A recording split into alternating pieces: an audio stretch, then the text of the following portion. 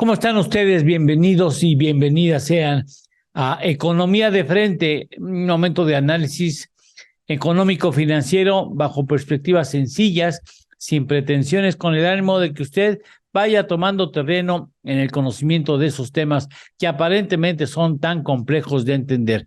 Bienvenidos a Economía de Frente, Economía de Estados Unidos, elecciones intermedias y sus consecuencias en la política mexicana, los datos de crecimiento de la Unión Americana, datos de la inflación en México y en Estados Unidos, crecimiento, presupuesto en México, crecimiento económico y más aquí en este programa. Comenzamos.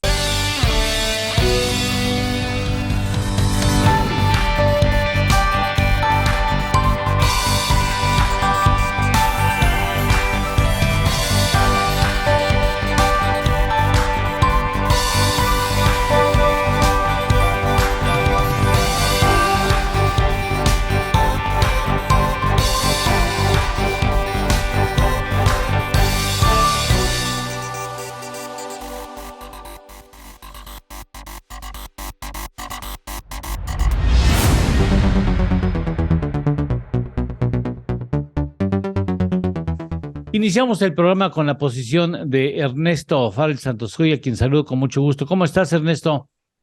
¿Qué tal, Eduardo? ¿Qué tal, Carlos Alberto? ¿Cómo están todos? Gracias. Gracias. Bueno, primero, Estados Unidos.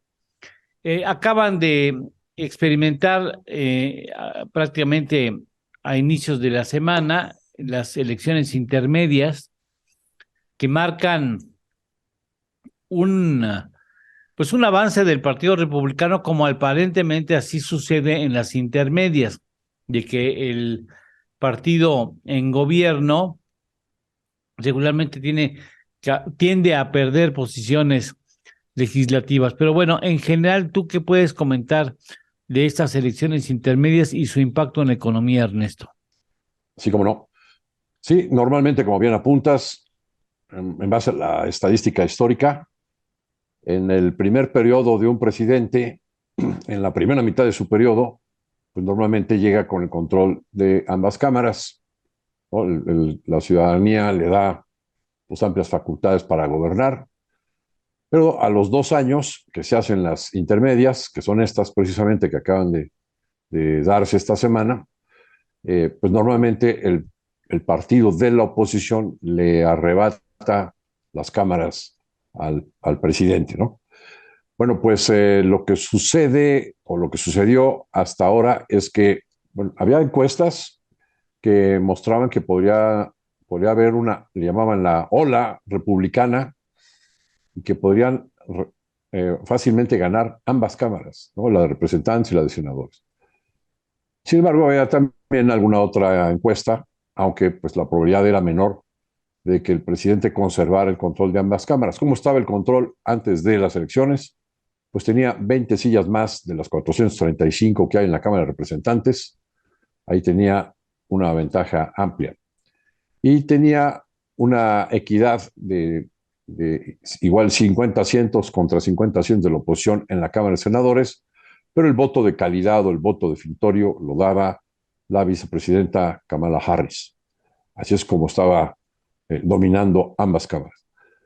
Con el resultado, hasta ahora, hasta donde conocemos los resultados preliminares, pues en la Cámara de Representantes se revierte y ahora hay una ventaja de más de 20 sillas por parte del Partido Republicano. Sin embargo, en la Cámara de Senadores se ganó una silla más que perdieron los republicanos. Ya no es necesario el voto definitorio de Kamala Harris. Es decir, esa paliza que se preveía o esa ola republicana no fue tal. Los principales motivantes de los votantes para votar a favor o en contra de los distintos legisladores eran principalmente la situación económica y la cuestión de la inflación. Ese es, digamos, el talón de Aquiles que trae la administración del señor Biden.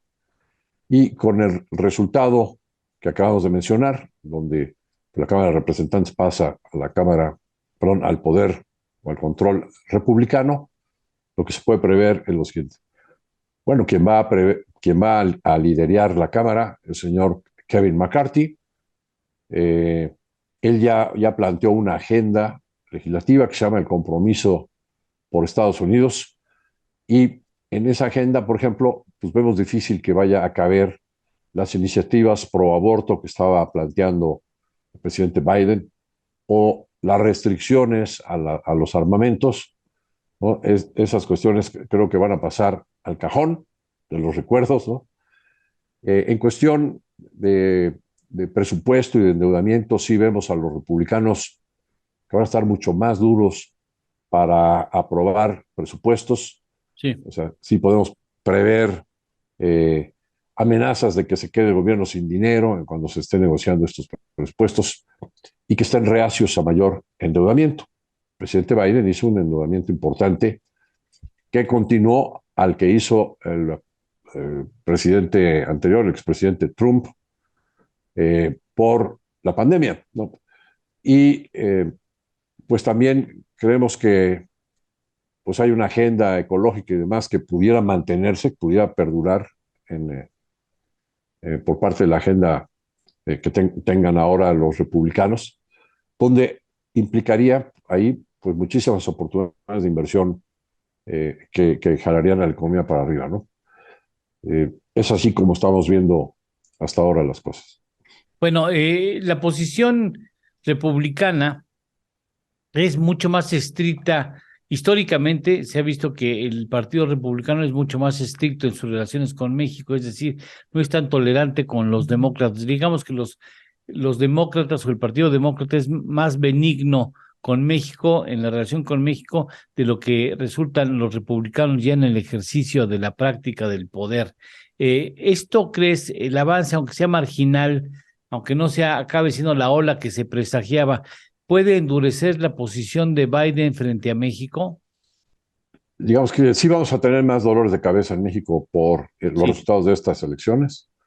No, no creo que sea en sí el presidente. El presidente tendrá que cumplir, por ejemplo, en lo que respecta al Tratado de Libre Comercio, ¿no? Pues ya está en curso las consultas y se pueden convertir en paneles, ¿no? Por la cuestión de la energía, ¿no? De sí. lo que hemos hecho en la energía que va en contra del espíritu del Tratado de Libre Comercio y también en contra de nuestra Constitución, pero así actúa este gobierno mexicano.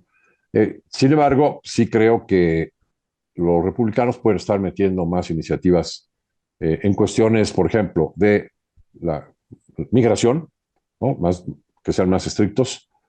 Sí creo que también pueden estar poniendo iniciativas en contra de la corrupción o en contra de la venta de drogas, ¿no? De los cárteles mexicanos, también siendo más duros ahí.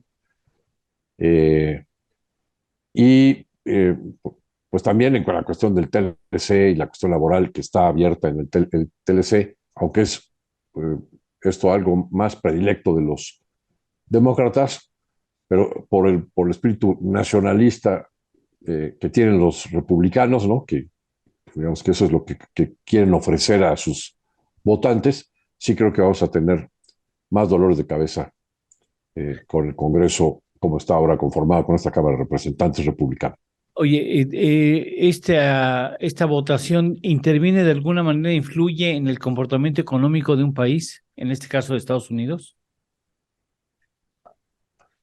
O sea, ¿te refieres a cómo le va la economía de Estados Unidos Sí, por sí esta puede llegar a conformación? tener algún efecto sobre la economía. Desde luego que sí, desde luego que sí. Quizás el mejor escenario para la economía norteamericana hubiera sido que se quedara el status quo vigente, Sí, claro. ¿no? Eh, que el presidente Biden conservara la mayoría de las cámaras, porque entonces sus programas económicos, que son de gran envergadura, pues podrían tener aprobación más fácilmente, tener continuidad, y Sí. por lo tanto, pues con ese enorme gasto y las políticas públicas echadas a andar por el señor Biden, sobre todo en esta agenda eh, de protección a la ecología, es decir, impulso a las energías renovables, pues sí podría implicar todavía un mejor crecimiento, un mejor panorama para la actividad económica en Estados Unidos. Bien. Inflación en Bien, Estados Unidos. salió recientemente la inflación en Estados Unidos. Hemos visto en los últimos meses una tendencia a bajar en la inflación. Ya se vio más clara en la inflación al productor.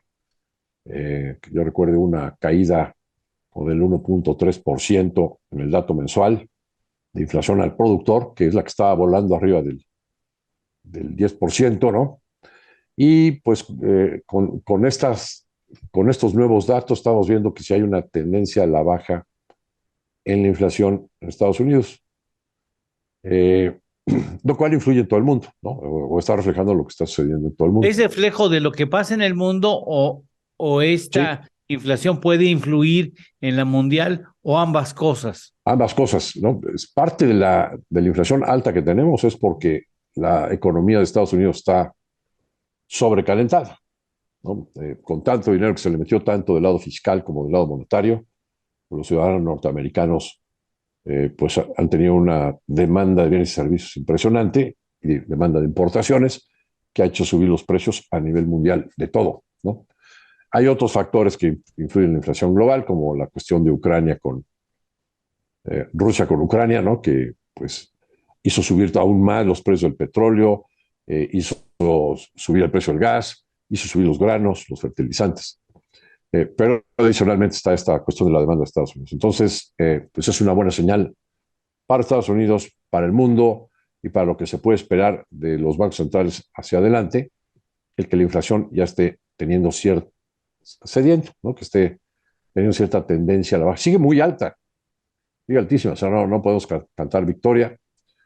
Y la Reserva Federal en esto ha sido muy clara que no por ver datos de inflación a la baja ya van a dejar de subir tasas. Ellos piensan que van a subir más las tasas y que las van a dejar mucho tiempo arriba hasta que, dice el señor Jerome Powell, hasta que el trabajo esté completamente terminado. Completamente asegurado de que no va a haber inflación. Bueno, seguiremos en los siguientes bloques hablando de temas diversos. Por lo pronto, pues vale la pena señalar que finalmente México también tiene una inflación que parece ya ir hacia la baja, parecería ir hacia la baja, pero antes de irnos, tú decías, y me parece muy oportuno en otro programa de En torno al dinero, de que cualquier chispa puede ocasionar un incendio mayúsculo en el caso de la inflación se refiere. No es el hecho de que vaya hacia la baja, no significa que se tiene controlada, ¿no? Así es. Ponemos el ejemplo, ¿no? Si de repente vemos un anuncio de que Arabia Saudita decide recortar 4 millones de barriles diarios la producción, digo, la vez pasada recortó en 2 millones de barriles la producción. Hablo nada más de Arabia Saudita, aunque en realidad es la OPEP Plus, ¿no? La OPEP más Sí, Rusia. Pero pues un anuncio de ese tipo te vuelve a subir los precios del petróleo y del gas, las gasolinas, y te vuelve a poner la inflación para arriba, ¿no? bien, Así perfecto. Ahorita es. regresamos. Déjame ir, hacemos una pausa y regresamos con Carlos Alberto Martínez.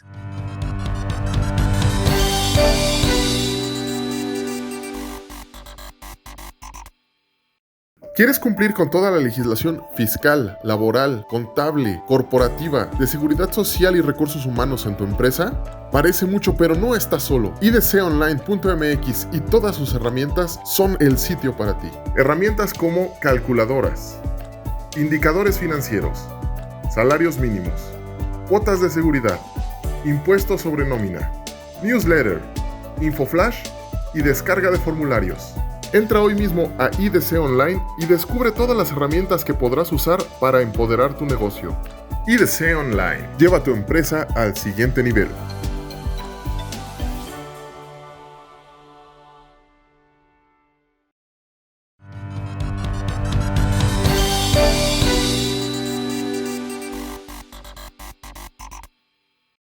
Bueno, toca el turno a Carlos Alberto Martínez. ¿Has escuchado ya a Ernesto?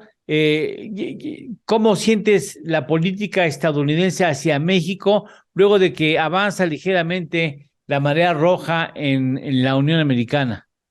Fíjate que yo siento que sí puede llegarse a dar una presión adicional, pero tenemos que partir que, como vimos y decía ya Ernesto, y como vimos en el proceso electoral, no fue tal marea roja. Sí, Se decía que iban a casi a borrar la democracia de Estados Unidos y a borrar a los demócratas, y no fue así. Hay que ver que el expresidente Trump apoyó a 300 candidatos distintos y buena parte de ellos no ganaron.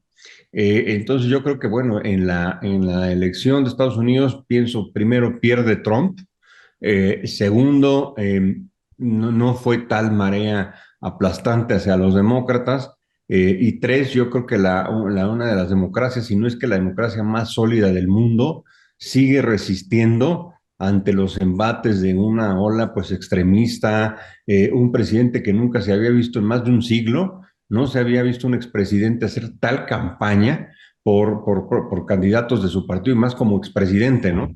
Entonces siento que esa parte que son más duros los republicanos con relación a México en particular, con, digamos, gobiernos de tinte más estatista o que no están cumpliendo, pues, aparentemente con los términos del Tratado de Libre Comercio, esa parte, pues sí se mantuvieron. Hay que recordar, el gobernador de Texas sí ganó, y los senadores, Ted Cruz, por ejemplo, uno de ellos también ganó la reelección, que son los que están constantemente presionando al Ejecutivo para Estados Unidos para que tenga una reacción mayor con México. Ahora, yo sí pienso que por fortuna, pues Biden no queda tan No tan deteriorado, ¿no? deteriorado como se decía, que su popularidad, que la economía, que no sé qué, pero yo creo que lo que llegamos es que es la misma historia que hemos visto en Estados Unidos los últimos 40 años. Recordarás un presidente de un partido, el Congreso de otro, el Congreso tratando de tumbarlo con los famosos impeachments, y luego, pues cuando se cambia de partido, pues entonces te paro el presupuesto, y te acuerdas, los gobiernos empiezan el año de enero sin presupuesto, sin actividad gubernamental, salvo las Fuerzas Armadas y seguridad. Entonces, es la misma historia que hemos visto en los últimos 40 años, desde Clinton hasta Biden. No vimos nada diferente con el resultado de las elecciones. Seguramente a Biden se la van a hacer muy cansada en su presupuesto, y bueno, pues así ha pasado con los últimos presidentes, ¿no? Entonces, yo veía que si ganaban los republicanos, el impeachment iba a ser para Biden, y ya lo habían anticipado. Entonces te digo, es la misma historia de siempre, ¿no? A todos los presidentes les quieren hacer su impeachment y a todos les paran el presupuesto, pero aún así funciona, y funciona bien esa democracia por lo que estamos viendo. Entonces sí creo que va a haber más presión hacia México sobre todo el Tratado de Libre Comercio y el sector energético, pero no como se esperaba. Porque sí se ha visto bastante razonable, como comentaba también y reconocía Ernesto Fadel Santos Coy, sí se ha visto muy razonable Biden frente a México. O sea, en otras administraciones, en republicanas no nos hubieran esperado nada, o sea, hubieran mandado a panel de inmediato. Y aquí han estado alargando y alargando y alargando las conversaciones con la idea de encontrar un punto que pueda resolver el asunto de divergencia en materia energética. Exactamente, coincido contigo, ha sido muy diplomático, ha llevado muy suave las cosas, y yo creo que, entre otras cosas, el antecedente que tiene Biden, hay que recordar que estuvo cerca de 40 años como senador y era el presidente de la Comisión de Relaciones Exteriores del Senado.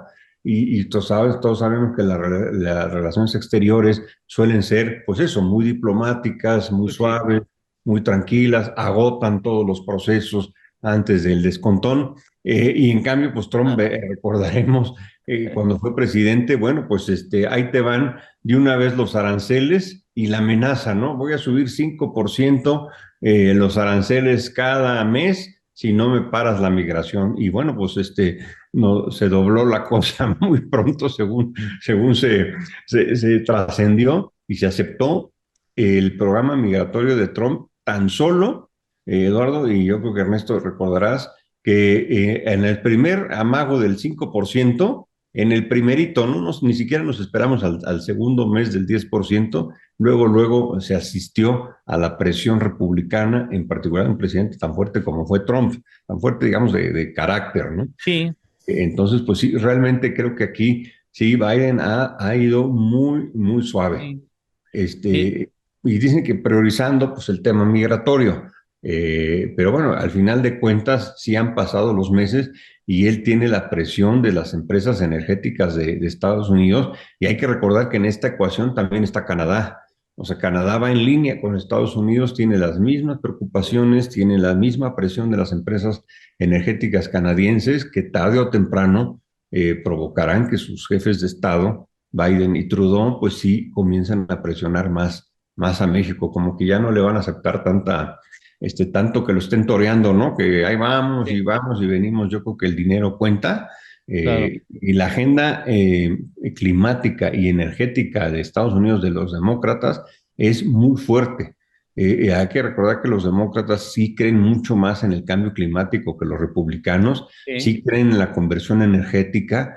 Hay un programa de varios billones de dólares de Biden para hacer la transformación energética, digamos, incorporar paneles solares en las casas, sí, aislamiento de las ventanas y sí, puertas de todas las casas de Estados Unidos. sí. Y entonces, pues sí, y aquí estamos en el conflicto precisamente del área de la agenda de Biden, que sí ha sido muy suave, muy diplomático, pero que tarde o temprano siento que puede llegar a afectar ya a México de una manera más seria, ¿no?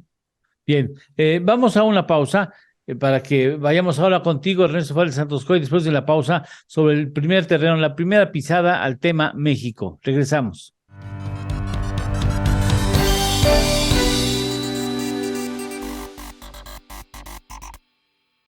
¿Quieres cumplir con toda la legislación fiscal, laboral, contable, corporativa, de seguridad social y recursos humanos en tu empresa? Parece mucho, pero no estás solo. idconline.mx y todas sus herramientas son el sitio para ti. Herramientas como calculadoras, indicadores financieros, salarios mínimos, cuotas de seguridad, impuestos sobre nómina, newsletter, infoflash y descarga de formularios.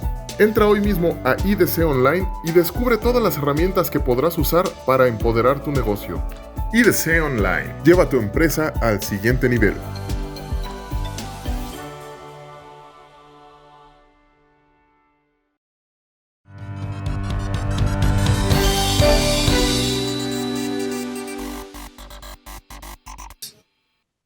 Bien, vamos a hablar ahora de la inflación y específicamente de la inflación en México. Parece ser que la inflación comienza un proceso descendente. ¿Hasta dónde podemos afirmar que esto es cierto, Ernesto? Bueno, pues con los datos sí se ve que estamos teniendo también en México, aunque con menor intensidad, una menor inflación, una desaceleración de la inflación, ¿no? Mira, por ejemplo, el dato que tenemos al cierre de octubre es de 8,41, inflación general al consumidor. El dato 8,40. previo era 8,53 en la primera quincena. Este, a su vez, tiene dos principales componentes, el no subyacente y el subyacente. El subyacente es a toda la muestra de precios, le quitamos los elementos volátiles como el precio de la gasolina, de la energía eléctrica y de los perecederos. Esa inflación, digamos, que no incluye los elementos volátiles, pues llevaba subiendo sin parar desde junio del 2020. Bueno, pues por primera vez tenemos un dato que baja esa inflación subyacente de 8,39 primera quincena a la segunda quincena, es 8,36 últimos 12 meses inflación subyacente. La inflación no subyacente, que es la parte más volátil, y que hace algunos meses estaba arriba del 12, pues ha estado bajando recientemente y desde un nivel de 8,90 y tantos en la primera quincena, baja fuertemente a 8,42. Eso es lo que corresponde a la inflación al consumidor. Y luego tenemos la inflación al productor para ver del lado de los costos de las empresas cómo va evolucionando esta forma, ¿no? Esta medición de los costos. Bueno, pues el dato también tiene una baja considerable y ya se encuentra en 7,20. Fíjate qué importante que tenemos inflación al consumidor en 8,41 Sí, y la inflación al productor ya está abajo, 7%, ¿no? Entonces, 7,20. Aquí estamos viendo que ya los costos, la inflación de los costos está por debajo de la inflación de los precios al consumidor. A su esto vez, fortalece, tiene... perdón que te interrumpa, esto Claro que sí. fortalece la idea de que en los siguientes cálculos de inflación es lo más probable es que haya una baja en la misma, ¿no? Tú lo has dicho, ¿no? Ya hay menos presión de costos y entonces tendríamos que ver a la baja los precios de los bienes finales. bueno, aquí hay dos componentes también. Los costos de producción, el que acabo de dar es la producción total, el 720. Pero la producción de los bienes finales, que es la que más afecta Sí. a los precios de los bienes finales, ha bajado hasta 731. O sea, también está abajo de la inflación al consumidor. Y la inflación de los bienes intermedios, principalmente aquí están los costos de producción de los bienes que exportamos principalmente para la manufactura norteamericana, bienes intermedios que utiliza la industria manufacturera para producir en Estados Unidos sus productos finales. Pues esa ha bajado hasta niveles de 6.91. Entonces, sí hay buenas noticias para la inflación. Sin embargo, pues habría que ver, con estos datos, pudiéramos ver que Banco de México se modere en su reunión de este día de mañana, bueno, de hoy, ¿no? De hoy, porque este programa se transmite el 10, ¿no? El jueves El, 10. jue- sí, el jueves 10 en la noche, pero en Estados Unidos el, el viernes El viernes. y días sucesivos, pues. Bien, pues es probable que en esta reunión de jueves, el anuncio que haga la Junta de Gobierno del Banco de México, incremente la tasa en 75 puntos base. ¿Por qué? Pues porque para asegurarse que la inflación tenga una trayectoria a la baja, es importantísimo que el tipo de cambio pues también esté bajo. Y mira que lo hemos visto impresionantemente bajo, ¿no? ¿Por qué? Pues porque, entre otras cosas, se está anticipando el mercado cambiario que el Banco de México va a bajar en 75 puntos base, siguiendo al último incremento que hizo el Banco de la Reserva Federal en su tasa. Hay otros bancos que también han estado incrementando de manera importante su tasa, como el Banco Inglés, ¿no? Y Sí. el Banco Europeo han estado también incrementando 75 puntos base su tasa. Hay otros que ya se han moderado, como el Banco de Australia, pero pues aquí creemos que sí todavía vamos a ver al Banco de México actuando, subiendo la tasa, porque digo, ahorita decimos, oye, son buenos datos. Sí, nada más que habría que recordar que la meta de inflación en México máximo tolerable es 4%, y este dato que estamos dando como muy bueno está más del doble, ¿no? En 8.4%. Sí, cuatro veces. Bueno, perdón, estaba pensando en Estados Unidos, donde el máximo tolerable es de 2, ¿no? Dos, Estados Unidos está marcando la inflación ideal en términos de 2%, y y también allá ellos está sí, están muy lejos. todavía también por ahí del 8%, la inflación al productor ya abajo, pero ya bajando, pero siguen muy arriba de su meta de inflación también, ¿no? Sí, y en el caso de México estamos pues, un poquitito arriba del doble de la inflación ideal marcada por el Banco Central, que es 3% más menos, o sea, puede ser entre 2 y hasta 4%. Así es. Ahora, lo que se espera, de acuerdo a lo que pues, dio a entender la Reserva Federal y lo que podríamos esperar para México, es que en las reuniones que se tengan en diciembre, quizás con estos datos, sí, en lugar de otro incremento de 75 puntos base, quizás los incrementos sean de 50 puntos base en diciembre, tanto en Estados Unidos como en México. Sería un escenario probable a raíz de lo que estamos viendo de datos de inflación a la baja en ambos países. En el caso específico, cambiando de página, el presupuesto de egresos de la Federación, ¿no? O sea, en el momento en que nosotros estamos grabando este programa, no se ha autorizado, está en proceso de análisis y discusión en el Pleno de la Cámara de Diputados, que es la Cámara de Diputados la única responsable de aprobar los egresos, es decir, el presupuesto de egresos de la Federación para el 2023. En general, ¿tú cómo ves el planteamiento que mandó el Poder Ejecutivo al Congreso, bueno, a la Cámara de Diputados, para su sanción? Sí. Es el presupuesto más grande de la historia. Representa pues también un endeudamiento importante, 1.2 billones de pesos. Este presupuesto seguramente pues lo que se va a estar ahorita negociando es que todos los diputados quieren más dinero para sus estados, ¿no? Lo poco que se puede redistribuir, ahí Claro. están jaloneando. Pero en general lo que vemos del paquete es La base sobre la que se calcula, dice Hacienda en su documento de criterios generales de política económica, es un crecimiento entre el 1.2 y el 3%. Pero la base de cálculo de todo se hizo con el 3%. Nuestra estimación es que en Estados Unidos va a haber una recesión y que en México vamos a tener una recesión amplificada en el 2023 y vemos por lo menos una caída entre el 0.5 y puede ser hasta el 1.5. Ustedes en Bursamétrica es una, digamos, una empresa de consultoría y prospectiva, también análisis económico-financiero. Y ustedes hacen esas estimaciones, podría ser hasta de menos 1%. Así es. En una última encuesta que acaba de sacar Banamex entre analistas del sector privado, andan bien optimistas y andan viendo un crecimiento del 1%, ¿no? Como quiera que sea, el crecimiento es sustancialmente menor, lo que se está estimando, a lo que la propia Secretaría de Hacienda estima. Cabe hacer un paréntesis para decir, el año pasado pensábamos lo mismo, sin embargo, pues con los últimos datos que hemos tenido del PIB, que son exageradamente altos, todavía yo los veo inflados, porque implica que septiembre deberíamos de haber crecido al 6%, y no lo creo. Pero para este 4.2 de PIB del tercer trimestre se necesita un crecimiento del 6% en septiembre. Pero con eso se está revisando al alza el pronóstico de crecimiento de la economía para el año vigente, para el 2022, pero están viendo un 1% para el año entrante.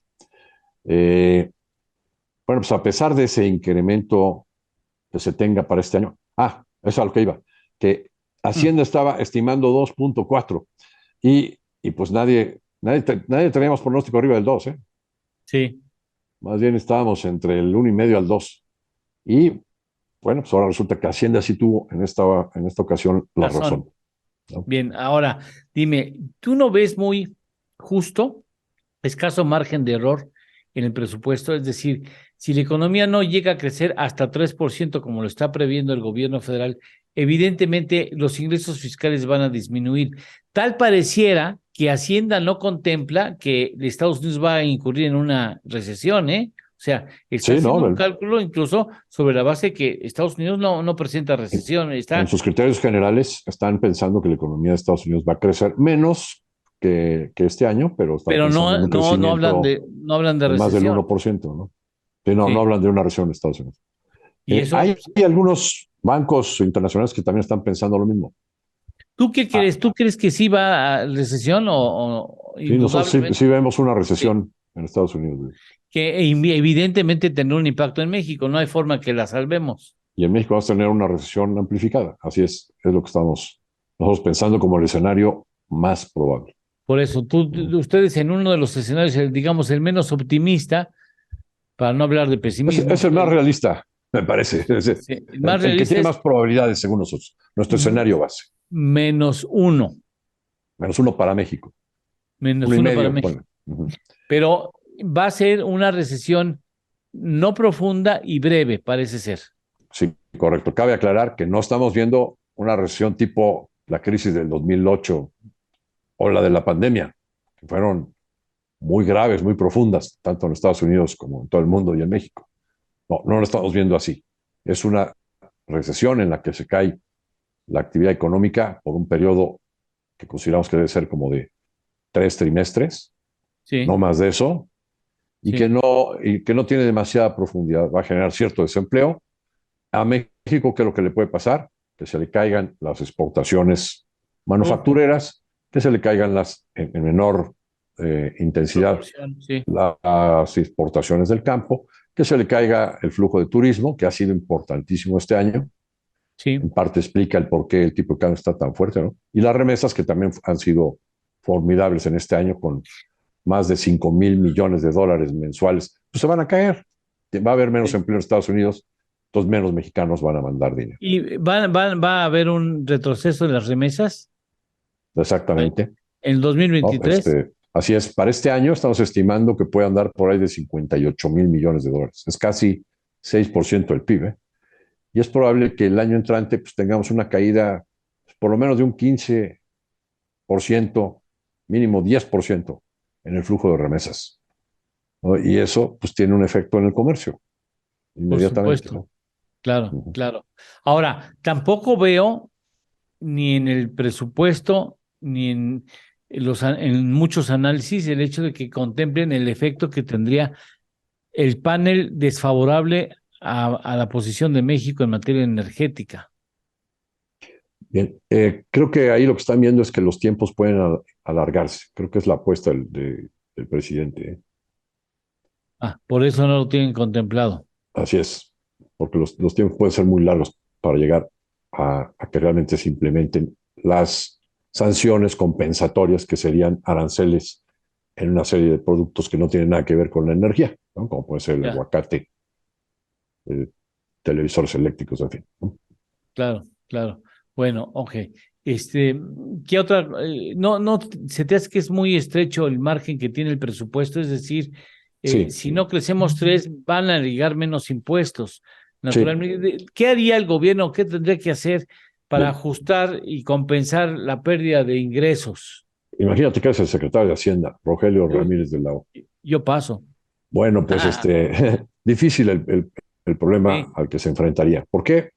Pues porque el presidente no lo deja subir, por ejemplo, el precio de la gasolina, que era lo que normalmente otros secretarios de Hacienda hacían para equilibrar el presupuesto y no tener que recurrir a aumentar impuestos, otros impuestos, que es poco popular, simplemente subes un poco el precio de la gasolina y con eso te compensas. O recortar el gasto, sí, ¿no? O endeudarse, ¿no? El presidente entonces no deja al secretario de Hacienda ni que suba impuestos, ni que suba el precio de la gasolina, ni que se endeude, más que lo que está ya contemplado en el presupuesto, que es 1.2 billones de dólares, y esa cantidad es exactamente lo que se va a tener que pagar de intereses de la deuda del Estado mexicano el año entrante, porque subieron las tasas de interés. lo que te Entonces, endeudas equivale a lo que tienes que pagar. de intereses, en esta ocasión coincide la cantidad, pero cuando hay críticos que dicen qué barbaridades que están endeudándose al país de una manera muy fuerte, pues no, no tanto, ¿eh? Es que subieron los intereses y pues tienen que sacar dinero de algún lado y pues va a refinanciar con más deuda ese mayor gasto de intereses. Pero al final de cuentas están comprometidos con mantener la deuda sobre el PIB abajo del 50% hasta que termine esta administración, ¿no? Entonces, la única alternativa que le queda de estas tres es recortar el gasto. Y lo malo de recortar el gasto es que implica menos crecimiento y es un círculo vicioso. Entonces, Sí, imagínate el escenario donde se dan la recesión hacia finales del año entrante, la segunda mitad del año. En Estados Unidos tendremos recesión en México también, con un trimestre de desfase, sí. y entonces vamos a estar en recesión en las elecciones presidenciales, ¿no? Y si se tiene que recortar el gasto el año entrante Uh, para equilibrar el presupuesto, pues va a ser más profunda aún la recesión, ¿no? Bien. Ernesto, tenemos que ir a una pausa para continuar con Carlos Alberto Martínez. Eh, no nos vamos, hacemos una pausa y regresamos posteriormente.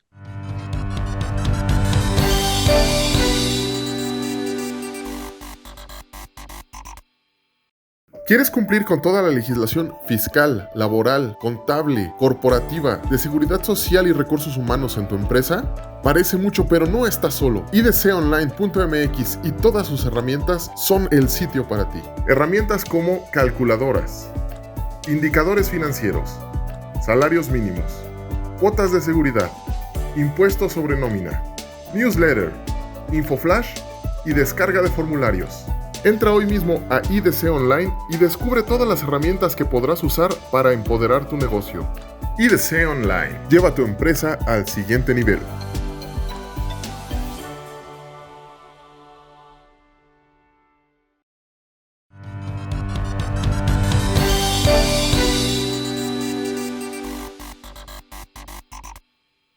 En terreno de México, ya escuchaste, Ernesto, coincidías con él, ¿no? La inflación en México comienza a ceder aparentemente, ¿no? Y fíjate que yo lo que veo es el dato de inflación que salió ya esta semana. Sí se ve que paró un poco el crecimiento inflacionario. Ahora, hay que ver que la inflación subyacente, esa no se ha frenado, esa está por arriba de la inflación no subyacente. Para recordarle al auditorio, y Ernesto estará de acuerdo, que hay la inflación, el índice es 1, pero para un mejor análisis se divide en 2. La inflación subyacente es la que más nos interesa, porque es aquella alza generalizada de productos que no tienen nada que ver con episodios extraordinarios o catastróficos. Por ejemplo, ahí se incorporan todos aquellos precios que van, digamos, en un ciclo económico y comercial normal. La inflación no subyacente, esa sí se separa un poco porque esa depende de eventos, por ejemplo, meteóricos, un huracán, una inundación, un terremoto, etcétera, que llegan a pasar, paralizan varios estados de la República, o un huracán, pues se puede llevar la cosecha de jitomate, de plátano, pues durante todo el año, porque afecta a 2, 3 estados de la República. Entonces, como hay, siempre hay en ese tipo de productos que estamos hablando de los productos perecederos, estamos hablando de lo que es agricultura, lo que es ganadería, lo que es pesca, pues eso sí se revisan porque también depende pues de la lluvia, si hubo lluvia, si no hubo lluvia, si hubo una cosecha buena, no buena, eso cambia de ciclo a ciclo, más los eventos meteóricos, ¿no? Y también ahí se incorpora el precio del gas, de la gasolina, del diésel, porque ese no depende del gobierno ni depende del ciclo económico natural. Depende pues de qué pasa en Arabia Saudita, qué pasa en Nigeria, qué pasa con Putin y Ucrania, etcétera. Entonces, esos están sujetos, igual que los perecederos, están sujetos a cosas fuera del control de la economía mexicana, ¿no? Entonces se separan. Por lo tanto, la inflación subyacente es la más importante, que es todo lo que son enlatados, embutidos, lo que son rentas de casas, compra y venta de automóviles, estudios médicos que nos hacemos eventualmente, ¿no? Los de laboratorio, etcétera, ropa, etcétera, que no dependen tanto de estos ciclos. Y esa inflación, Eduardo, Ernesto, salió más alta que la subyacente. Yo nunca había visto ese fenómeno, ¿eh? Normalmente la que sale más alta es la que tiene que ver con gasolinas, con por supuesto, la combustibles, general, digámoslo, la general, la ¿no? que Sí, incluyen todos los elementos. la que incluyen todo esa, y la otra, pues es más estable, ¿no? La de los estudios médicos, la ropa, los alimentos enlatados, etcétera. Y aquí es al revés. Quiere decir que si el día de mañana se compone la situación del precio de la gasolina internacional y del gas y de todas estas cuestiones externas, sí ayudaría a bajar la inflación general, pero hay algo que está pasando en las mercancías que se mercadean en México que llama la atención. Entonces, yo no tendría tanta expectativa de que la inflación en México vaya a bajar mucho o pronto, porque sí tenemos esta inversión, ¿no? de la curva.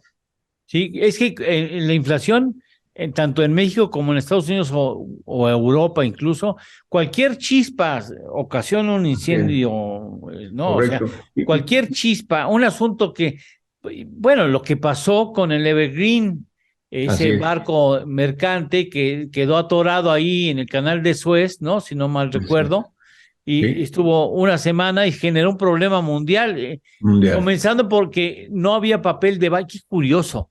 Sí, correcto. Lo que hemos estado viviendo. Fíjate, Carlos, en la pandemia, lo primero que se agotó fue el papel de baño. ¿Te acuerdas? Sí, fue un fenómeno. No sé si tenía algo que ver con la nariz, pues, porque no era un problema digestivo, era un problema respiratorio. Pero lo que es curioso que la gente empezó a comprar de manera alarmante paquetes grandes de papel para baño, ¿no? Papel del baño, como le decimos nosotros. Totalmente, como fue una reacción natural. ¿Sí? En tu casa, pues también llegué y llena la sala comedor de papel de baño. Y dije, ¿qué pasó esto? Además, no te puedes sonar con papel de baño porque la naricita, pues sí se te raspa un poquito. Bueno, yo sí no soy, yo soy más salvaje. Yo no uso los especializados suavecitos, pero qué curioso que siendo una pandemia que tenía que ver con vías respiratorias, la gente en todo el mundo haya decidido acabarse el papel de baño. Bueno, pero fue generalizado, ¿eh? Sí. En el atorón del Evergreen, en Canal de Suez, recordás, por casi uno que alguien chambón ahí atoró el barco y se incomunicó esa parte del mundo. Bueno, Sí, pues también lo que sucedió fue escaseó el papel de baño a nivel mundial. O sea, correcto. cualquier chispa Así es. desencadena un incremento de precios en cualquier parte del mundo, ¿no? Sí, y hay que recordarle al auditorio que la inflación que estamos viviendo a nivel global no es necesariamente del precio del petróleo ni del Sí. gas, no es necesariamente producto de la invasión de Rusia a Ucrania. Por supuesto que eso agravó, no hay ninguna duda, pero la inflación mundial que estamos observando es provocada por la salida de la pandemia, que es única cada 100 años, la vez pasada fue hace 100 años con la gripa española, y también tiene que ver con la cantidad de dinero que los distintos gobiernos del mundo, en particular las grandes economías del planeta, Europa, Estados Unidos, Japón, Inglaterra, generaron y producieron una cantidad de liquidez y de dinero muy importante que sigue circulando en el mundo. Entonces, cuando hay mucho dinero, pues hay mucho consumo. Entonces, pues, la inflación tiene que ver con esto, con el exceso de liquidez y con la salida de la pandemia. Y bueno, cuando llega lo de Rusia a Ucrania, pues así fue ya la cereza del pastel. Pero hay que recordar que antes del tema de los combustibles está mucho dinero circulando todavía, que las economías del mundo pues lo están tratando de retirar. En eso estamos, pero nada más para darnos una idea, fíjate que en México pues es probable que ya veamos cómo se empieza a presionar también las tasas. Ya lo vimos con el alza de esta semana de Banco de México, y Estados Unidos es la cuarta vez que sube su tasa de interés en 75 puntos base. No se había visto esto así, pero es 75 puntos base mes a mes, o sea, durante 4 meses. Para darnos una idea de lo que pasó, cómo se imprimió dinero y se aventó dinero a la calle, Estados Unidos subió 150 puntos base en 3 semanas durante marzo del 2020. Entonces imagínate lo que es, perdón, bajar su tasa en 150 puntos base en 3 semanas. Aquí la ha subido 75 puntos base 4 veces, o sea, 3% en 4 meses. Esa es la velocidad con la que Estados Unidos está retirando el dinero al subir su tasa, 75 puntos bases por mes, y la diferencia en cómo soltó dinero en plena pandemia, que la bajó 150 puntos base en tan solo unos días. Ese ajuste, pues sí, es el que nos está generando que la inflación vaya a tardar un poco. Yo creo, sin embargo, que Estados Unidos, de niveles de inflación del 8% que trae ahorita, estarán bajando al 6%. Seguramente 6,5 el año que entra, y la de México va a tardar un poco más en bajar, porque hay otros problemas estructurales que tenemos que resolver. ¿No? Lo hemos platicado aquí en el espacio, Eduardo. La inseguridad, por ejemplo, pues sí genera que Claro. los precios estén más altos, ¿no? Sí, claro. En esta semana se incrementó la tasa de interés en México el pasado Sí, día correcto. jueves. Y bueno, eso, yo no sé cuándo va a parar, pero Así si es. ven el dato de la inflación en el mes de octubre, podría ser que el próximo año el Banco de México determine ya no incrementar de manera tan agresiva la tasa de interés en México, ¿no? Así es. Y fíjate que yo lo que pienso es que México tiene que hacer un poquito más el Banco de México de lo que ha hecho hasta ahorita.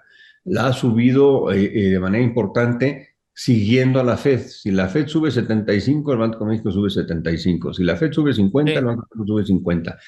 Pero porque tuvimos un margen importante. Hay que recordarle al auditorio que cuando iba a ganar Trump, o más bien, perdón, cuando ganó Trump las elecciones, durante el mes de enero, él tomó posesión en enero, sí. durante enero a marzo de los primeros 3 meses de gobierno de Trump, México ajustó mucho su tasa y se adelantó por proteger el tipo de cambio. Sabíamos que cuando llegaba Trump, todos esperaban que el dólar subiera a 25 pesos, que se Sí, acabara el sí, sí. Tratado Libre. Muy, muy, muy duro esto, ¿no? Entonces, ahí el Banco de México se protegió y protegió al peso. Ese margencito ya se nos está acabando.